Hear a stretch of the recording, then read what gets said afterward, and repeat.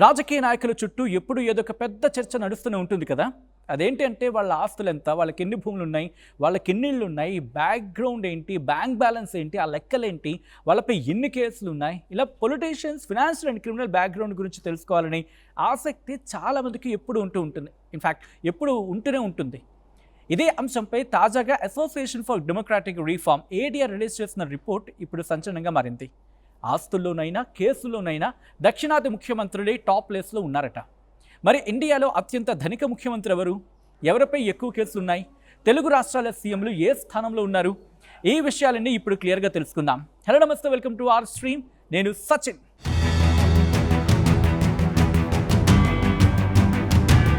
దేశంలోని 31 మంది ముఖ్యమంత్రుల ఎన్నికల అఫిడవిట్లను లోతుగా విశ్లేషించి ఏడీఆర్ రిపోర్ట్ను రిలీజ్ చేసింది. 31 మంది ముఖ్యమంత్రుల డిక్లేర్డ్ అసెట్స్ మొత్తం విలువ ఏకంగా 8,000 కోట్ల రూపాయలకు పైగా ఉన్నట్లు తేలింది.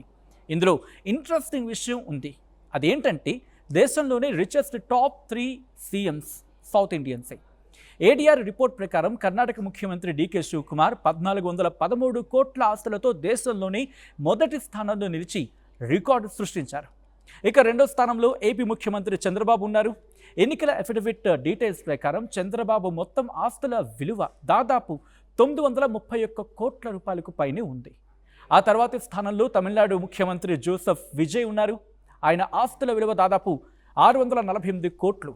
నాలుగో స్థానంలో ఉన్నారు 32 కాదు 332 కోట్ల రూపాయల ఆస్తులతో అరుణాచల్ ప్రదేశ్ ముఖ్యమంత్రి ప్రేమా ఖండు. ఇక తెలంగాణ ముఖ్యమంత్రి రేవంత్ రెడ్డి 30 కోట్లకు పైగా ఆస్తులతో ధనిక ముఖ్యమంత్రుల జాబితాలో 8th ప్లేస్లో ఉన్నారు.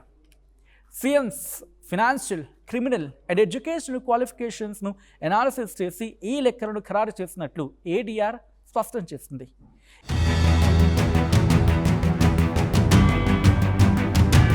ఈ రిపోర్ట్ కేవలం ముఖ్యమంత్రుల ఆస్తుల, కేసుల లెక్కల వరకు పరిమితం కాలేదు.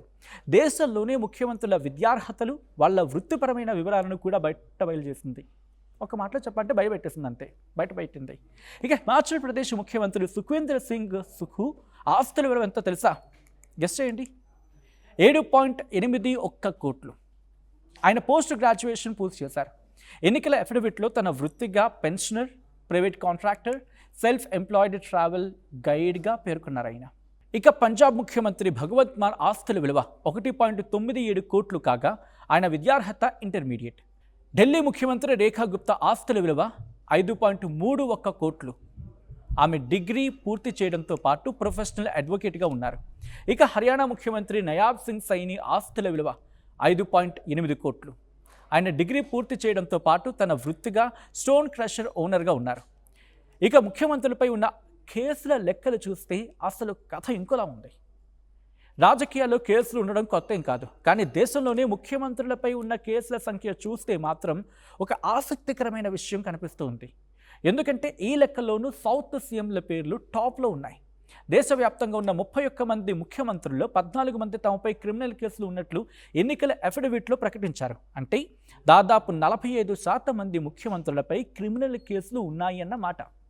ఇక ఈ జాబితాలో దేశంలోనే నెంబర్ 1లో ఉన్నది ఎవరో తెలుసా? మన తెలంగాణ ముఖ్యమంత్రి రేవంత్ రెడ్డి. అవును, దేశంలోనే ముఖ్యమంత్రులు అత్యధిక కేసులు ఉన్న సీఎంగా రేవంత్ రెడ్డి టాప్లో ఉన్నారు. ఆయన ఎన్నికల అఫిడవిట్లో తనపై ఏకంగా 89 క్రిమినల్ కేసులు ఉన్నట్లు ప్రకటించారు. రెండో స్థానంలో వెస్ట్ బెంగాల్ ముఖ్యమంత్రి సువేందు అధికారి ఉన్నారు. ఆయనపై 29 కేసులు నమోదయ్యాయి. కర్ణాటక ముఖ్యమంత్రి డీకే శివకుమార్పై 19 కేసులు, ఏపీ ముఖ్యమంత్రి చంద్రబాబు నాయుడుపై 19 కేసులు ఆ తర్వాత స్థానాల్లో వీళ్ళు ఉండడం జరిగింది. వీరితో పాటు కేరళ ముఖ్యమంత్రి సతీశన్పై 18 కేసులు నమోదయ్యాయి. జార్ఖండ్ ముఖ్యమంత్రి హేమంత్ సోరెన్పై 5 కేసులు, మహారాష్ట్ర ముఖ్యమంత్రి దేవేంద్ర ఫడ్నవీస్పై 4 కేసులు, సుఖ్వీందర్ సింగ్ సుఖుపై 4 కేసులు, విజయ్పై 2 కేసులు, సామ్రాట్ చౌదరిపై 2 కేసులు పెండింగ్లో ఉన్నాయి. సిక్కిం ముఖ్యమంత్రి పిఎస్ తమాంగ్, పంజాబ్ ముఖ్యమంత్రి భగవంత్ మాన్, మోహన్ చరణ్, భజన్లాల్ శర్మలపై ఒక్కో కేసు చొప్పున నమోదై ఉన్నాయి ఈ క్రిమినల్ కేసులు. మొత్తంగా చూస్తే కేసుల సంఖ్య పరంగా జాతీయ స్థాయిలో టాప్ ప్లేస్లో దక్షిణాది నేతలే ఉన్నారు.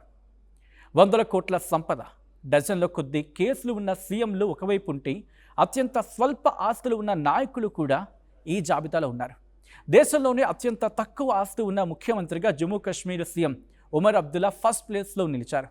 తన ఎన్నికల అఫిడవిట్లో ఆయన చూపించిన మొత్తం ఆస్తుల విలువ కేవలం 55 లక్షల రూపాయలు మాత్రమే.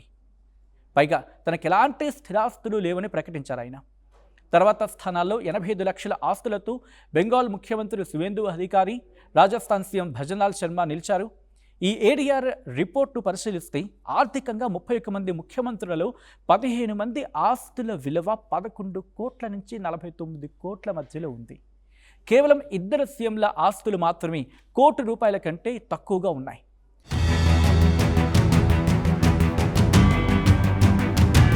ఈ రిపోర్ట్ కేవలం ముఖ్యమంత్రుల ఆస్తుల కేసుల లెక్కల వరకు పరిమితం కాలేదు. దేశంలోనే ముఖ్యమంత్రుల విద్యార్హతలు, వాళ్ళ వృత్తిపరమైన వివరాలను కూడా బయట చేసింది. ఒక మాటలో చెప్పంటే భయపెట్టేసింది, అంతే బయటపెట్టింది. ఇక హిమాచల్ ప్రదేశ్ ముఖ్యమంత్రి సుఖ్వీందర్ సింగ్ సుఖు ఆస్తుల విలువ ఎంతో తెలుసా? గెస్ చేయండి. 7.81 కోట్లు. ఆయన పోస్ట్ గ్రాడ్యుయేషన్ పూర్తి చేశారు. ఎన్నికల అఫిడవిట్లో తన వృత్తిగా pensioner, private contractor, self employed travel గైడ్గా పేర్కొన్నారు ఆయన. ఇక పంజాబ్ ముఖ్యమంత్రి భగవత్ మాన్ ఆస్తుల విలువ 1.97 కోట్లు కాగా ఆయన విద్యార్హత ఇంటర్మీడియట్. ఢిల్లీ ముఖ్యమంత్రి రేఖా గుప్తా ఆస్తుల విలువ 5.31 కోట్లు.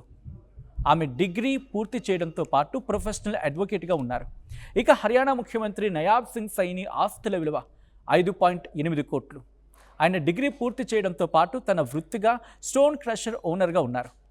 ఇక ముఖ్యమంత్రులపై ఉన్న కేసుల లెక్కలు చూస్తే అసలు కథ ఇంకోలా ఉంది.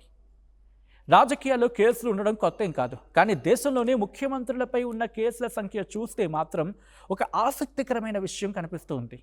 ఎందుకంటే ఈ లెక్కల్లోనూ సౌత్ సీఎంల పేర్లు టాప్లో ఉన్నాయి. దేశవ్యాప్తంగా ఉన్న 31 మంది ముఖ్యమంత్రుల్లో 14 మంది తమపై క్రిమినల్ కేసులు ఉన్నట్లు ఎన్నికల అఫిడవిట్లో ప్రకటించారు. అంటే దాదాపు 45% మంది ముఖ్యమంత్రులపై క్రిమినల్ కేసులు ఉన్నాయి అన్నమాట. ఇక ఈ జాబితాలో దేశంలోనే నెంబర్ 1లో ఉన్నది ఎవరో తెలుసా? మన తెలంగాణ ముఖ్యమంత్రి రేవంత్ రెడ్డి. అవును, దేశంలోనే ముఖ్యమంత్రులు అత్యధిక కేసులు ఉన్న సీఎంగా రేవంత్ రెడ్డి టాప్లో ఉన్నారు. ఆయన ఎన్నికల అఫిడవిట్లో తనపై ఏకంగా 89 క్రిమినల్ కేసులు ఉన్నట్లు ప్రకటించారు. రెండో స్థానంలో వెస్ట్ బెంగాల్ ముఖ్యమంత్రి సువేందు అధికారి ఉన్నారు. ఆయనపై 29 కేసులు నమోదయ్యాయి. కర్ణాటక ముఖ్యమంత్రి డీకే శివకుమార్పై 19 కేసులు, ఏపీ ముఖ్యమంత్రి చంద్రబాబు నాయుడుపై 19 కేసులు ఆ తర్వాత స్థానాల్లో వీళ్ళు ఉండడం జరిగింది. వీరితో పాటు కేరళ ముఖ్యమంత్రి సతీశన్పై 18 కేసులు నమోదయ్యాయి. జార్ఖండ్ ముఖ్యమంత్రి హేమంత్ సోరెన్పై 5 కేసులు, మహారాష్ట్ర ముఖ్యమంత్రి దేవేంద్ర ఫడ్నవీస్పై 4 కేసులు, సుఖ్వీందర్ సింగ్ సుఖుపై 4 కేసులు, విజయ్పై 2 కేసులు, సామ్రాట్ చౌదరిపై 2 కేసులు పెండింగ్లో ఉన్నాయి. సిక్కిం ముఖ్యమంత్రి పిఎస్ తమాంగ్, పంజాబ్ ముఖ్యమంత్రి భగవంత్ మాన్, మోహన్ చరణ్, భజన్లాల్ శర్మలపై ఒక్కో కేసు చొప్పున నమోదై ఉన్నాయి ఈ క్రిమినల్ కేసులు. మొత్తంగా చూస్తే కేసుల సంఖ్య పరంగా జాతీయ స్థాయిలో టాప్ ప్లేస్లో దక్షిణాది నేతలే ఉన్నారు. 100 కోట్ల సంపద, డజన్ల కొద్దీ కేసులు ఉన్న సీఎంలు ఒకవైపు ఉంటే అత్యంత స్వల్ప ఆస్తులు ఉన్న నాయకులు కూడా ఈ జాబితాలో ఉన్నారు.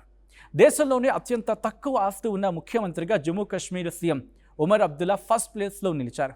తన ఎన్నికల అఫిడవిట్లో ఆయన చూపించిన మొత్తం ఆస్తుల విలువ కేవలం 55 లక్షల రూపాయలు మాత్రమే.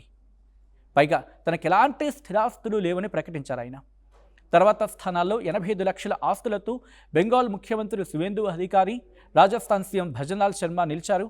ఈ ఏడీఆర్ రిపోర్టు పరిశీలిస్తే ఆర్థికంగా 31 మంది ముఖ్యమంత్రులలో 15 మంది ఆస్తుల విలువ 11 కోట్ల నుంచి 49 కోట్ల మధ్యలో ఉంది. కేవలం 2 సీఎంల ఆస్తులు మాత్రమే కోటి రూపాయల కంటే తక్కువగా ఉన్నాయి.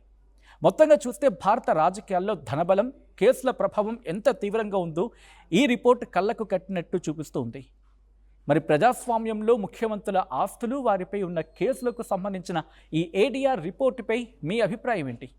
కామెంట్ చేయండి.